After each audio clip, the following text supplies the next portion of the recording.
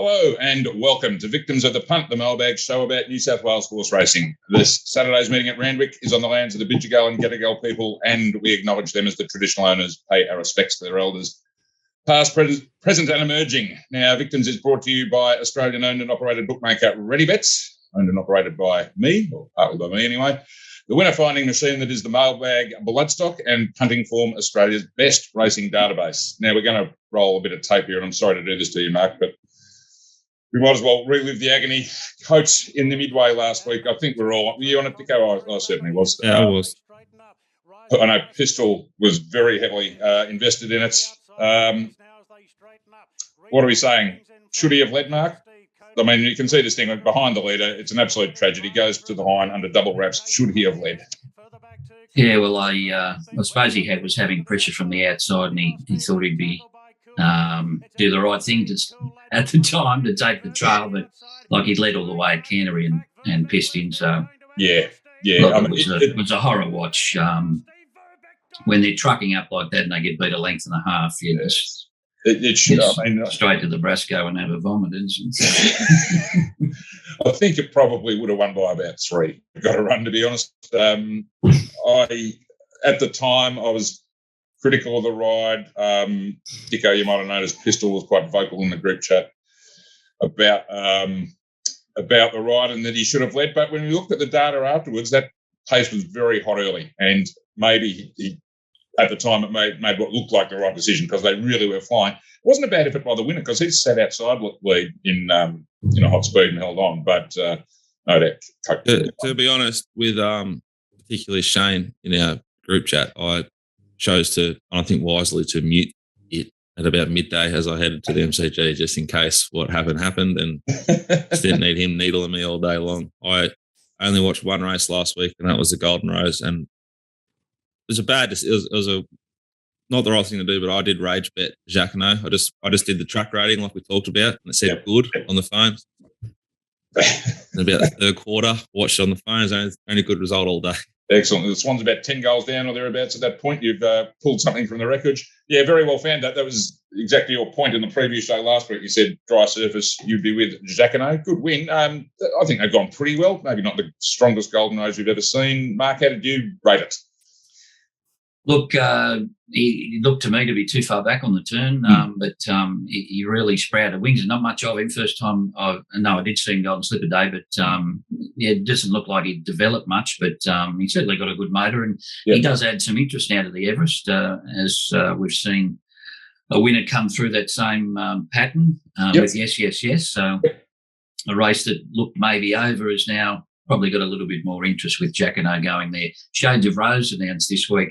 If you had said to me 3 months ago Shades of Rose would be running in the Everest, you would have had them committed. It's a fascinating narrative at the moment in Sydney, because we're going to look at 2 of the lowest group ones in my memory on what is a fantastic day's racing that kicks off a really good sort of 3 weeks in Sydney. And the Everest is like, Jacquinot is so badly needed to make it like interesting. Yeah.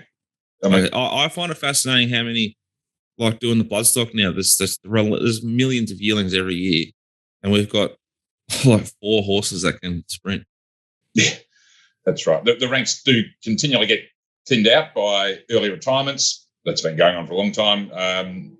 Sometimes sales to Hong Kong, although that doesn't seem to have been an issue with the high-profile ones, but it's just a question of thinning out of the ranks. So there's just nothing to replace the older geldings when they get older and retire. It's and that's just in the sprinting ranks. We can't breed anything that runs a mile further, of course. But that's been going on for 30 years. Anyway. Well, if you look at the Epsom, maybe we can't do much to get a mile. No, that's the problem. I mean, sprinting's always been our strong suit, and we can't even produce them.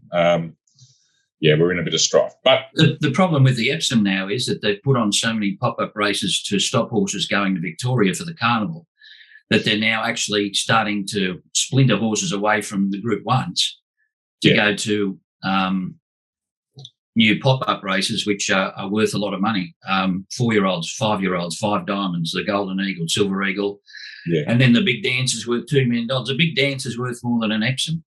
Unbelievable, isn't it? It's It's starting to get through though, Mark. Like J-Max coming out this morning, like you said, and criticised it, which is new.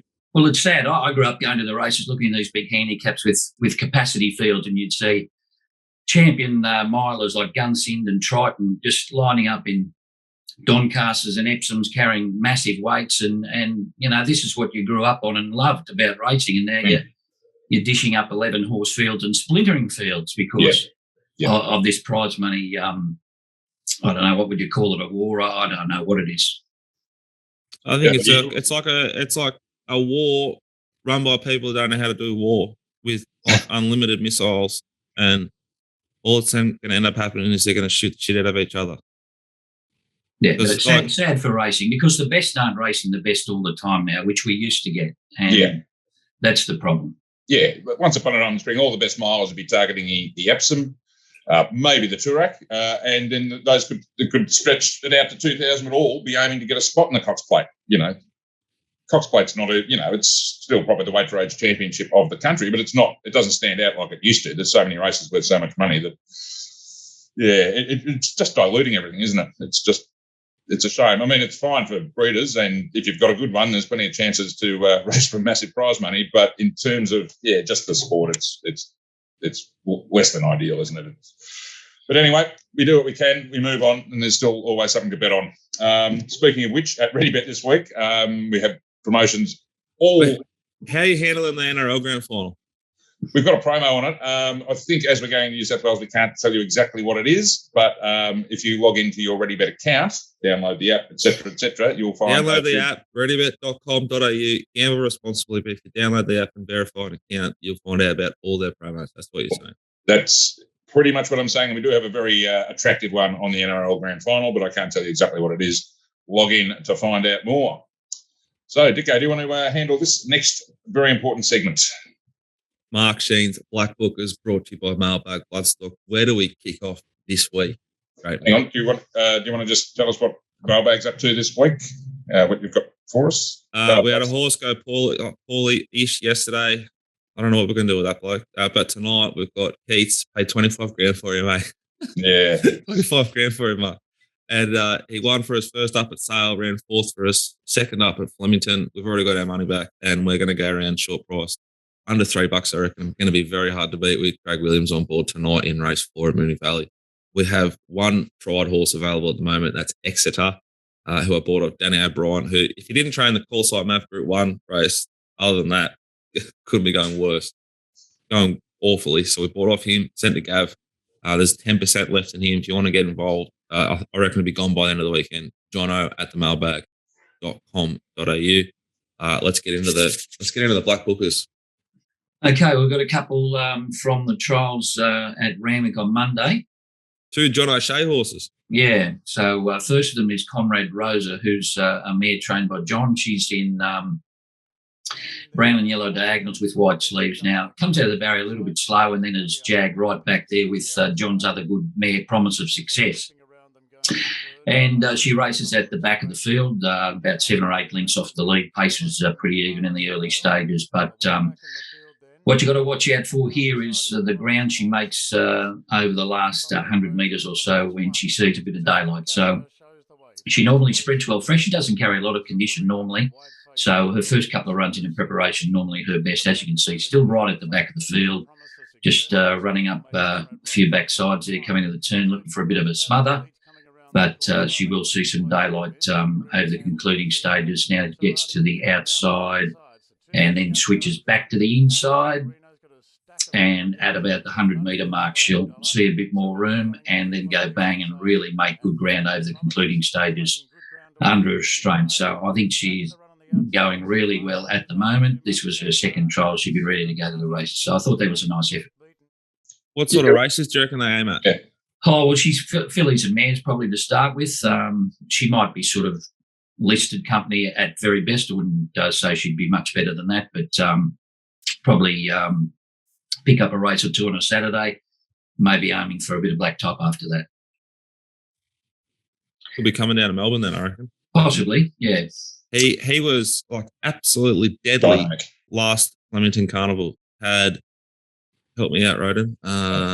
They didn't have many runners, but most of them won, didn't they? Yeah. They ran like won. enormous figures, and they were heavily back. Yeah. Minaj was one of them. Minhaj, was it? Yeah.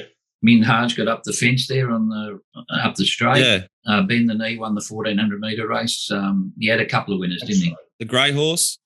Maybe And that was he's the taken season Rachel before. Clock down there to win in the past too, fresh. So she trialled quite well recently also. Anyway, he's got another one here in a later trial, which is a filly called Black on Beauty. She's in pale green and grey hoops. Now, she's only had 2 starts. She won on debut at Newcastle. Then she went to Canterbury, sat outside the lead and was beaten by Cur Royale, but Cur Royale was flying at the time, and she tried to match it in the lead with it all the way and just wasn't mature enough to handle that sort of pressure. But she was put away after that, and here she is trucking up outside the lead, coming to the turn under a stranglehold all the way to the line. This was only a short trial, so I would expect that John would give her another trial, probably over 1,050. So get another look at her before she goes to the races. But even though she's only won at Newcastle in a maiden, she certainly looks up to city class, particularly midweek and maybe even on a Saturday. But I think she'll be a lot stronger in this preparation, and certainly one to follow. We had a winner last week with Economics, few losers on Wednesday, but those horses that ran on Wednesday, Golden Age, Pungo and Cool Die, I think that was a really hot race, that 3-odd race on Wednesday. So I would suggest to keep following them, particularly over a little bit more ground, because I think even though they were beaten, they all went pretty well. Yep, I'd agree. Yeah, and we've said before that Rosehill midweeker every year is a pretty strong meeting, and that maiden was just dynamite, really. They all turned up in the one race. It was it's a strong meeting when Roberto Scurry, who's absolutely airborne, won us an absolute shitload again in September, is talking about the form from that meeting, translating to, like, if he's talking about form, it's good form, because he doesn't know anything about form. Yeah, that's right. That's exactly right. So add those two, Comrade Rosa and Black on Beauty, to your punting form black book, or whatever black book you care to use, but punting form's the best. And get the alert when they turn up at the races in the coming weeks. Right now, we'll turn our attention to Saturday, the big Group 1 day, Epsom Metropolitan Day at Randwick. They've moved the rail back out to 3 metres. And the most important question mark is, what is the weather doing? It was coming in sideways here about a half an hour ago. Right. The track will be heavy. I don't think it'll improve. They're still cloudy, so you're not going to get any drying weather, I wouldn't think, today at least. Yeah. So I'm expecting heavy and inside to be off. I have to agree with that. Pinot above 6 hasn't been that high for a while, so it's going to be pretty wet even if there is a break in the weather. Got a bit lucky with the weather last week. There was a lot of rain forecast later in the week for Rosehill, but they missed it, which was good, and they ended up in good 4, but that luck couldn't hold this week. We're on a wet track again, but at least we know what we're dealing with. So we better have a look at the punting form data for the meeting. There's the track data. That suggests in the 3 to 7 position that on pace is a plus. Now, on pace might be all right tomorrow. I think in the heavy range, even with the rail out 3, they will, as Mark said, be getting off the fence. They'll be getting off the fence in the straight for sure, and it just remains to be seen whether near the fence and run is any good. It can be, but it might not be either. So just keep an eye on that early in the day. And then we'll have a quick look at the jockey data. The only thing that stood out to me here is that both Schofields smashing the market last 100 rides. That was interesting, but I think on days like this, class will rise to the top. So your McDonald's, Bowman's, etc. Kay McAvoy, now there's prize money on the table, will obviously be going flat out as well. That's a big call. Well, no, we've been saying this for a long time. You'd rather back him in $1 million race than on a Wednesday. I mean, he gets himself up for the big meetings. He does. I'd rather just not back him. Yeah, well, that's I respect your opinion a lot. Now you've grabbed me up a little bit. All right. Well, sorry to do that. Anyway, we've got 2 races to look at in a bit more depth as usual, and we start with race 5, the Dulcify Stakes for 3-year-olds. I'll give you the ready bet market, or the main chances anyway, and the market is as follows: number 1, Williamsburg, 440, 2, Flag of Honour, 460, 4, Communist, 350. We're top of the market, that one, and will remain so. I'm going to make that the favourite we're taking on at Randwick tomorrow. Down to number 6, Mark's favourite horse, Conqueror, $8.50. Number 8, Scientist, 10, and longer the rest. Mark, over to you. Billy's got a tongue tie on Conqueror. I wish I'd had a tongue tie on about 6 weeks ago when I started backing it. And it's got pikey. Look, I'm going for Williamsburg. I know he's got barrier 14, but that might be the place to be. He's got very good heavy form last time in. He ran a good race last time out. He ran 5th, but the other horse in the market here, Flag of Honour, is in the same race. Now, they're almost level here. He's on the extreme outside Williamsburg. Flag of Honour in the tartan with yellow seams does finish off a little bit better, but there's a massive swing in the weights here of 5 kilos in favour of Williamsburg, and there's only about a neck between them at the finish there. Admittedly, Williamsburg had one extra run, whereas Flag of Honour was first up, but I would suggest that heavy track form that Williamsburg has got through the earlier part of the year will stand him in good stead here, because he was handling those heavy 10s and heavy 9s really well. So I think mile suits him, set weight suits him. So if he can come from the back and Kieran has switched on here, I think he'd be pretty hard to beat. I really wanted to back Flag of Honour wherever it went next start, but everything you said I saw, the weight swing, about the same run, does have the SP over it, but the inside off call that you two both are unanimous about, barrier 1, you, that probably stops me wanting to bet. Well, you can watch the first 4 races and see how the pattern is. Look, I got to agree. I think Communist, to my eyes, a little bit under the odds there. I think the top 2 are the 2 to beast. Owen County probably comes into if it's a bog to some extent, but I think the top 2 are the class runners. Yeah, Williamsburg won at that Rosehill meeting that was called off after 2 or something. It was he won the Bayou in a bog, and then he won the Fernhill, and then he ran 3rd to Fireburn and Cheese Extreme. So he was getting through those really heavy tracks well. Yeah, it looks the form on wet tracks for sure. Communist was visually okay, I thought, at Newcastle, but that was not a race. There was nothing in that race at all. Not that this is, the Cox Plate, but there's far more depth in this than there was in the Newcastle race. Look, he's got a chance, Communist, but he's clear favourite in this market, and I couldn't have that. I think, I'll be backing Williamsburg as long as they're making ground. I'll probably have to back Conqueror just because you're dropping off it. There's a bit of SP profile there for it, Dicko, if you wanted to dig deep enough, but justify our narrative. Yeah, but it's the M Shean off might be that's the factor I'm looking at. I reckon on 3 lengths of Adelaide for sure. Anyway, we'll find out the answer tomorrow. But Williamsburg, look, at above 3 to 1, I think is a pretty solid play if they're making ground on the wet track. We had, speaking of off and on, we had a debate on the other mailbag show. Rachel King off, D Oliver on. How many lengths over 2,000 metres? Gee whiz, that is. I went with 9. It's a number of doubles. Allegron. Oh, okay. Yeah. Well, she managed to beat me there on Allegron. She managed to lift that to victory anyway. Yeah, well, she didn't do anything wrong on that horse last start, did she? So, yes. Still. Probably, I don't know about 9 lengths. I don't know if it's going to be 9 lengths. 2,000 metres. Right, we move on to the second race Mark's chosen to have a look at in a bit more depth for tomorrow. It's race 6, the Flight Stakes. Now, I did up this slide at about 7:15 this morning, and you'll see Fireburn sitting there at 2.15, which was correct at the time. We had taken some money for it and shortened the price, but we have. If you check ready bet now, you'll find it's about 2.40. Hopefully, that's still the case when we go to where. So that happened to me yesterday as well. Sorry, that happened to me as well yesterday. The markets do jump around a bit, pretty volatile, but. 2.15 up there, but I can tell you we're currently 2.40. She's Extreme 7, Zougotcha 3.50, North Star Lass 13, Wolverine 8 and 15, or better, the rest drops away pretty sharply. This, Mark, I believe you're with Fireburn?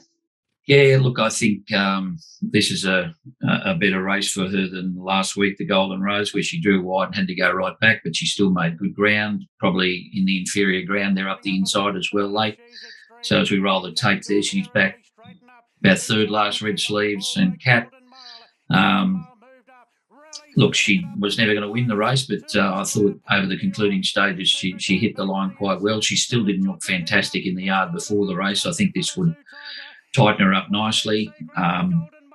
She has won 3rd up in her 2 preparations. She won 3rd up in her first preparation, had 6 weeks off, came back and won third up after that, and she's third up on Saturday. Obviously, she hasn't backed up week to week in the past, but I just think back to fillies, getting to 1,600 metres on the track that she likes, wet ground, because that track was only about a dead 4 last week, maybe a 3.5 to a 4. So she's getting back on a preferred surface, and I think she's ready to win.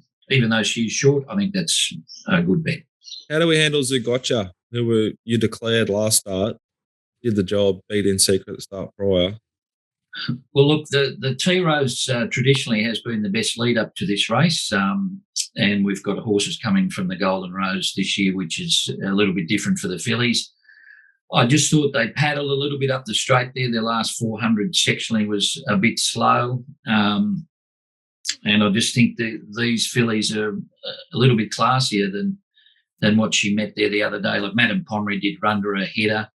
She did fight, and I think she will run a mile and she will handle the ground. Look, it was a nice win the other day, but I just think Fireburn comes out of a stronger race, personally. I would really make a case to back Wolverine rather than Zugotcha at the price out of that race. I was going to back them out of that race. Yeah, well, she had a checkered patchy there, didn't she? And she's been looking for a mile. There's not much of her to look at in the yards, only on the small side. But having said that, Fireburn's no oil painting either. But, she does has had that look of flight stakes from that first up run, hasn't she? Yeah, just barrier 1 might be the problem. If it's a complete no-go zone, that won't help Wolverine. But yeah, I've been pretty impressed with how she's been ticking over since she's got to Australia. I have to echo what you said about the T-Rose Stakes. Just figures-wise, it was pretty plain. And, yeah, I think something like Madame Pomeroy running up and looking the winner at the 200 does put a bit of a slow on that. For me, I think the Golden Rose is the way to go. Just slightly concerned from barrier 9 how far back he'll go to get cover. He might be really, really conservative and end up last, which might not be an issue. She might be just too good for him, but that just... She nearly jumped in front last week, and he dragged her back. I think she might be a bit closer than you think, but I think they'll run along there. Pavitra's got blinkers on and has led at its last 2, but not at a fast tempo. I think All-Star Lass, they'll probably put the foot down there too and try and get control. I think she's better when she gets control, so they might run along a little bit. And I thought with the speed map, Zugotcha 2, but it's J-Mac. If inside's off, he'll hold off, which will create tempo for 1 or 2 to roll around him. Yeah, good point. All right, yeah, interesting little race. Fireburn deserved favourite in my opinion, and Mark certainly agrees with that, making it one of his best bets. Now, we should have a quick look at least at the Group 1s. The Epsom, it's only a field of 11, unfortunately, not the race it used to be, as we touched on earlier. Ice Bath has won 1 of its last 21, I think it is, and on a wet track, could be a good thing, in my opinion, for a horse that's won 1 out of 21. That's last 21. This race is like, we touched on it yesterday because Gab Best was hinged. Right. And I can't get, I don't not understand how Top Rank's so short and spruik. But then Shane started waffling shit and gave me right up. You know, very elegant form, platform, this blah, blah, blah. Is Fangirl not the easiest bet of all time here, just off its SP profile versus Animo? I think the heavy's the worry with Fangirl, though, Dicko. I think I think she was much better suited if it was about a dead, but I've got slight question marks about her if it's in the heavy range. Okay. Well, that eases my mind because it just screamed to me like great SP profile, voila, first 2 starts, everyone, this horse guard no good, and then boom. Yeah, Uncle Chris too good again. What do you think, Mark, there in the wet? Yeah, no, I think that's the worry. Hinged is favourite now, which surprises me a little, but she certainly wants the wet. She gets what she wants, but Ice Bath loves it, and J-Mac on. Wow, I mean, I know she never wins, but I think she should just about win this. Top Ranked, okay, good job first up. Look, I would rather back at the prices. I would rather back Cross Talk out of that race because it was completely and utterly barbecued up front. The race was put on for Top Rank. I know he was first up. It was a good effort to get the job done, but I reckon that race was put on for Top Rank and Cross Talk's handled the wet before and it's on the limit weight. I'm not tipping it, but I'd rather be on it than Top Ranked at the price. What did you make of those two, mate? Well, I agree. Top Ranked, the 2 favourites barbecued each other, as you said, President and Cross Talk, and he beat Purple Sector and Black Dean. They'd be 66 to 1 in this, wouldn't they? Yeah. And he's admittedly he had a lot of weight, but they ran the slowest last 400 of the day. Admittedly, he didn't hammer it to the line, but I just think it's short enough. Yeah, I'm with one more time, number 5. Yeah, all right, let's go down. She's run 4th up. She's run 2nd into Doncaster. Should have won this race last year by about 7. And her other 4th up run was 3rd into Doncaster. If she doesn't win on Saturday, the love affair is totally over. Mm. Yeah, and a lot of those this is J-Mac. Yeah, this is it. The stars aligned. I can't believe Hinge is shorter than it. Hinge was $4 last night. It was $5 on Wednesday, roughly. Mm. Well, I think they're all looking at the weight factor last time they met, but Hinge did get a soft lead in front there in a very slow tempo, and Ice Bar still finished in front of it. I know there's a 3 kilo swing, but Hinge is not going to get the lead there on Saturday. You wouldn't think. I would assume that Rachel King would lead on Crosstalk, and Ellsberg is probably going to go forward as well. So Hinge might take a trail. That might suit it better than the last start.